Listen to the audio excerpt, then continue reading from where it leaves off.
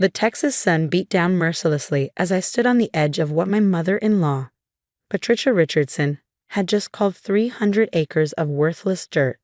My grandfather's land stretched out before me, a sea of scrub brush and mesquite trees that had been in my family for 3 generations. To most people, it might have looked worthless, but I knew better. Really, Rachel, Patricia sighed, her designer heels sinking slightly into the dusty ground. You should be thanking me for taking this burden off your hands. Property taxes alone would eat up half your teacher's salary. I watched her gesture dismissively at the land, her diamond rings catching the sunlight. Behind her, my husband Thomas shifted uncomfortably, avoiding my eyes. He'd always been unable to stand up to his mother, even now, when she was orchestrating the theft of my inheritance. $50,000 is more than generous, she continued, pulling out the contract she'd had her lawyers draw up. Especially for land that hasn't produced anything but rattlesnakes since before you were born. I thought about the certified letter sitting in my desk drawer at home. The one from Lone Star Energy that had arrived 3 days ago. The one I hadn't shown anyone yet. The one that would make Patricia's carefully planned scheme blow up in her face. You're right, I said quietly, watching confusion flicker across her perfectly made-up face. She'd expected resistance, had prepared for a fight. My easy acquiescence made her suspicious. Well, good, she recovered quickly. I always said you had more sense than sentiment. Unlike your grandfather, bless his heart, holding onto this wasteland like it was gold. My grandfather, James Cooper, had been a high school science teacher like me. But he'd also been something else, a geology enthusiast with a keen understanding of Texas' hidden resources. He'd passed that knowledge on to me during countless weekends spent on this land, teaching me to read the signs that most people missed. You'll sign the papers at dinner tonight, Patricia announced, already turning back toward her luxury SUV. I'll have the funds transferred immediately. Of course, I agreed, suppressing a smile as I watched her stilettos wobble on the uneven ground. Wouldn't want to delay your plans. Those plans I knew included selling the land to a real estate developer who'd been eyeing it for a new subdivision. Patricia had been bragging about it at every family gathering for months, how she'd turned this wasteland into a profitable development. She thought she was taking advantage of my financial situation. A teacher's salary, student loans, and a husband whose business was struggling. What she didn't know was that I'd been in contact with 3 different energy companies over the past year. Grandfather's geology lessons hadn't been just weekend entertainment, they'd been preparation. He'd known what lay beneath this worthless land, had documented it meticulously in journals I'd inherited along with the property. That evening, at Patricia's carefully orchestrated dinner party, I sat quietly as she presided over her dining room table like a queen. The crystal glasses sparkled, the silver gleamed, and the contract sat by my plate like a snake waiting to strike. I've already spoken with the developers, she announced to the assembled family members. This time next year, Richardson Estates will be the most exclusive address in the county. My brother-in-law, James, whistled. Must be worth a fortune if developers are interested. All the land itself is worthless. Patricia waved her hand dismissively. But location is everything. Once we clear all that scrub brush and level it properly. I took a sip of wine, thinking about the geological surveys grandfather had commissioned years ago, updated by my own recent tests. About the specific mineral rights he carefully maintained when selling small parcels of the original property.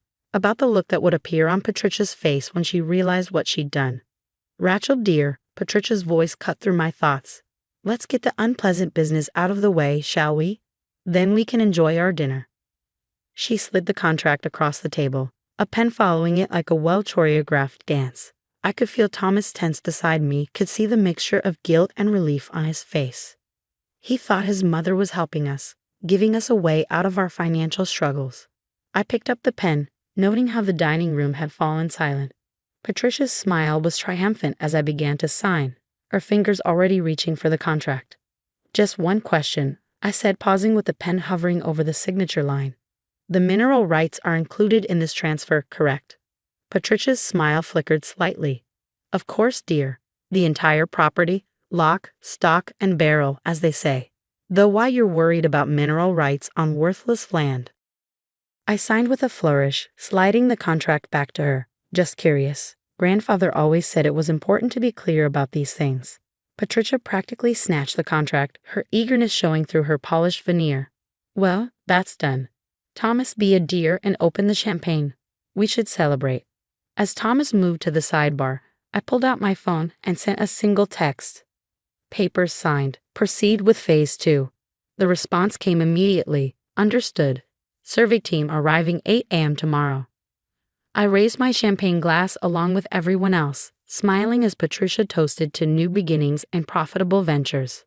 She had no idea that I just orchestrated the most expensive lesson she'd ever learned about underestimating people. By this time tomorrow, Patricia would discover that my worthless inheritance was sitting on top of one of the largest untapped oil deposits in the county.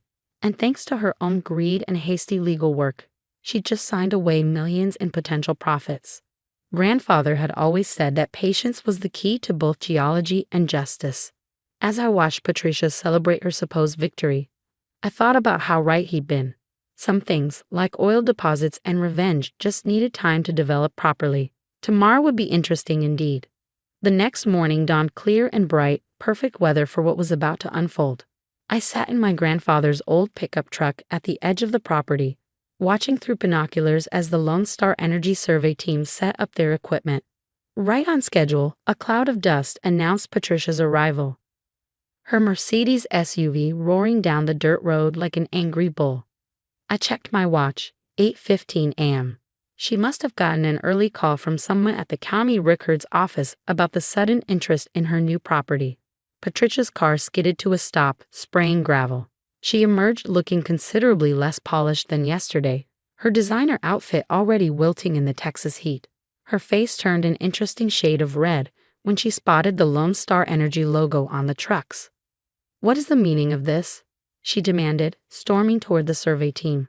"This is private property." Mark Wilson, Lone Star's head geologist, approached her with a professional smile. "Good morning, Mrs. Richardson. We're here to complete the final surveys for the extraction permits. Everything's been properly filed with the county." "Extraction permits?" Patricia's voice rose an octave. "What extraction permits?" I chose that moment to step out of the truck, enjoying how Patricia's eyes widened when she saw me. "Morning, Patricia. Beautiful day for a survey, isn't it?" "Rachel?" She spun toward me, her perfect coiffure coming undone in the morning breeze. "What are you doing here?" "This is my land now." "The land, yes," I agreed calmly, "but not what's under it." Mark pulled out a tablet, displaying a complex geological survey map. "Mrs. Richardson, our preliminary tests indicate a significant oil deposit approximately 2,000 feet below the surface. Conservative estimates suggest oil." Patricia's voice was barely a whisper. "Roughly 5 million barrels," I finished for him. "Worth about $400 million at current prices. Of course, that's before extraction costs and royalties." Patricia's face went from red to white so fast I worried she might faint. But the contract didn't include mineral rights." I completed her thought.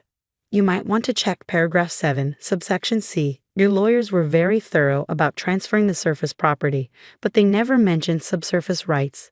Those still belong to me." "That's impossible." She fumbled in her designer bag, pulling out a crumpled copy of the contract. "Actually," Mark interjected, "it's quite common in Texas law. Mineral rights are separate from surface property rights. The documentation Ms. Cooper filed with the county last month makes it very clear." "Last month?" Patricia's head snapped up. "You knew? You knew about this when you signed the contract." I walked over to one of the survey vehicles, running my hand along its dusty surface. "Grandfather taught me more than just science, Patricia. He taught me to recognize when people underestimate you, to see the value in things others call worthless." "Thomas will never allow this," she sputtered. "This is his family's legacy too." Actually, a new voice joined the conversation. We turned to see Thomas walking up from his own car, looking both sheepish and determined. "I knew about it too. Rachel told me everything last night after dinner." The memory of our conversation flooded back. "She's your mother, Thomas," I'd said, showing him the geological surveys and the Lone Star Energy offer. "I wanted you to have a chance to warn her." He'd stared at the papers for a long time before responding. "All these years she's treated you like you weren't good enough for her son. Like being a teacher made you beneath us. Maybe it's time she learned about real value." Now, watching Thomas stand up to his mother for the first time in our marriage, I felt a surge of pride. "This is a trick, Patricia declared, but her voice trembled. I'll sue. You'll what? I asked quietly. Admit in court that you tried to swindle your daughter-in-law out of her inheritance. That you pressured her to sell valuable land for a fraction of its worth? That might make an interesting story for the country club gossips. The survey team continued their work, the steady beeping of their equipment providing background music to Patricia's meltdown. The developers, she began, have already been informed that the property is no longer available. Thomas cut in. I called them this morning. Mark cleared his throat politely. Miss Cooper, if you're ready, we should discuss the extraction timeline. Lone Star Energy is prepared to offer a very competitive royalty package, 20% above standard rates. I nodded. Plus a seat on the local advisory board. Grandfather always said education and energy were Texas' two greatest resources. I plan to honor both. Patricia swayed slightly, and Thomas moved to steady her. Mother, maybe you should sit down. How much? She whispered. The initial offer is $20 million for the first phase, I said. With ongoing royalties expected to generate about $2 million annually for at least the next decade. She collapsed into the passenger seat of her Mercedes, her carefully constructed world crumbling around her. The property taxes on this worthless land will be quite manageable now, I added, unable to resist one final dig. Over the next few hours, as the survey team completed their work, I watched Patricia age years. Her perfect makeup couldn't hide the shock and fury warring on her face as she realized how completely she'd been outmaneuvered. By evening, the story had spread through the family like wildfire. My phone buzzed constantly with messages from relatives who'd witnessed my humiliation at dinner the night before. The family dynamics had shifted seismically, much like the oil deposits beneath our feet. 1 week later, I sat in the Lone Star Energy boardroom signing the final contracts. The company's lawyers had been impressed by my grandfather's meticulous record-keeping and my own careful planning. One last thing, I told them, pulling out a document of my own. I want to establish a scholarship fund with part of the proceeds for local students interested in studying geology or education. In memory of your grandfather? The CEO asked. No, I smiled. In honor of Patricia Richardson. To remind everyone that true value isn't always visible on the surface. The story became something of a legend in our part of Texas. They say Patricia sold her house and moved to Florida, unable to bear watching oil rigs rise on land she called worthless. Thomas and I stayed, watching as my grandfather's legacy helped fund new schools and community projects. The worthless land proved even richer than initial estimates suggested.